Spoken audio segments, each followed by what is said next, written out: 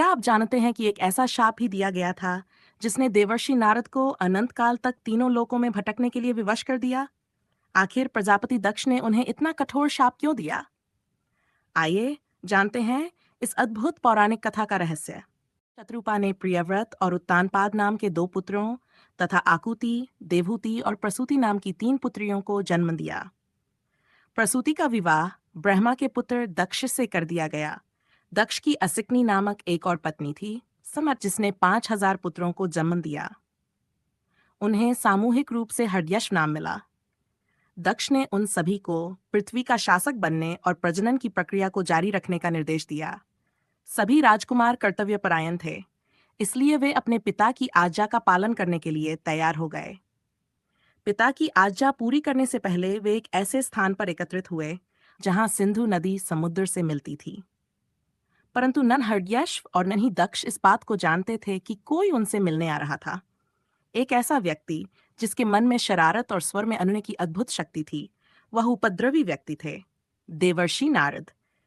नारद दक्ष के हर्यशु पुत्रों के पास आए और उन्हें अपने पिता की आज्ञा का पालन न करने के लिए उकसाने लगे।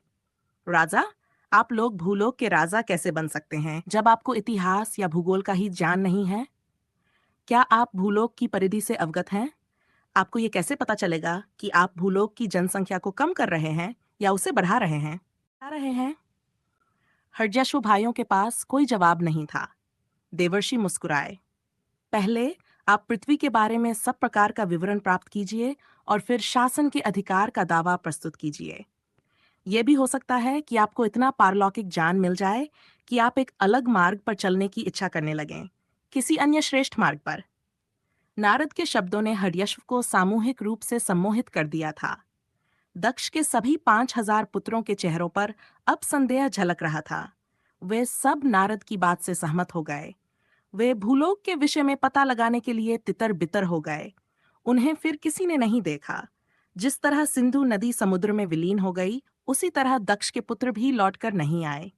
दक्ष और असिकनी जब हर्यश पुत्रों का पता नहीं लगा सके, तो उन्होंने फिर से 1,000 पुत्रों को जन्म दिया, जिनका सामूहिक रूप से नाम शबलाश्व था। परंतु नारद को अभी संतोष नहीं हुआ था। उन्होंने इन शबलाश्व राजकुमारों को भी पहले की तरह हतोत्साहित कर दिया। दक्ष के पुत्रों का ये समूह भी गायब हो गया और कभी वापस नहीं आया। तुम ऐसा कैसे कर सकते हो? दक्ष ने क्रोध में भरकर नारद से कहा। नारद, अगर सब सन्यासी बन जाएंगे तो गृहस्थ कौन बनेगा? देवर्षि ने अपना बचाव करते हुए कहा, मैंने तो केवल उन्हें परम सत्य का मार्ग दिखाया था। उस पर चलने का विकल्प उन्होंने स्वयं चुना था। अपनी पीड़ा और रोष को नियंत्रित करने में असमर्थ दक्ष ने अत्यंत भयानक शब्द कह दिए।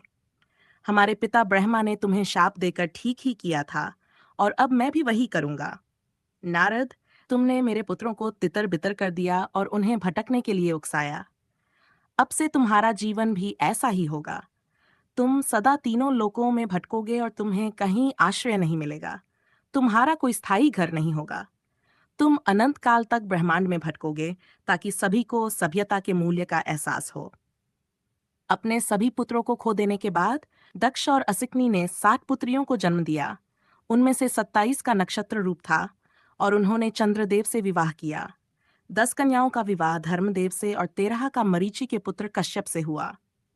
ये 13 युगम आगे चलकर सृजन के प्राथमिक स्रोत बने। इन 13 बहनों में से अदिति की संतानें आदित्य कहलाईं।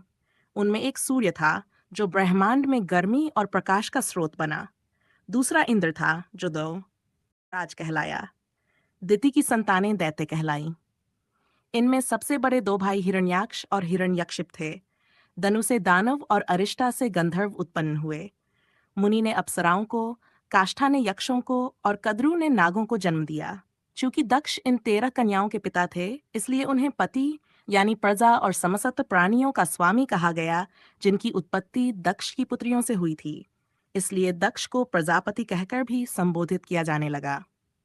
दक्ष की दूसरी पत्नी प्रसूति ब्रह्मांड की देवी आदिशक्ति की प्रबल भक्त थीं। इन्हीं आदिशक्ति के अर्धनारीश्वर वाले स्त्री रूप ने ब्रह्मा को प्रजनन के बारे में बताया था। प्रसूति ने अपने पति को इस बात के लिए राजी कर लिया कि वे देवी को पुत्री रूप में पाने के लिए उपासना करें। उन्होंने वर्षों तक तपस्या की और अंत में आदिशक्ति ने हामी भर दी। हालांकि मैं तुम्हें चेतावनी दे रही हूँ, देवी ने कहा। यदि तुमने कभी मेरा अपमान किया तो मैं तुम्हें छोड़कर चली जाऊंगी और तुम्हें इसके गंभीर परिणाम भुगतने पड़ेंगे। कुछ समय बाद प्रसूति ने 24 कन्याओं को जन्म दिया और उनमें सबसे छोटी पुत्री सबसे तेजवान थी। वही आदिशक्ति की अवतार थी। दक्ष ने उसका नाम सती रखा और सती ने जो पहला शब्द कहा वह था शिव। देवी देवताओं और पुराणों से जुड़ी ऐसी अद्भुत एवं रहस्यमयी कथाएं सुनना पसंद है तो इस वीडियो को लाइक जरूर करें। ऐसी ही नई नई पौराणिक कथाएं सबसे पहले देखने के लिए हमारे चैनल को सब्सक्राइब करें और बेल आइकन दबाना न भूलें।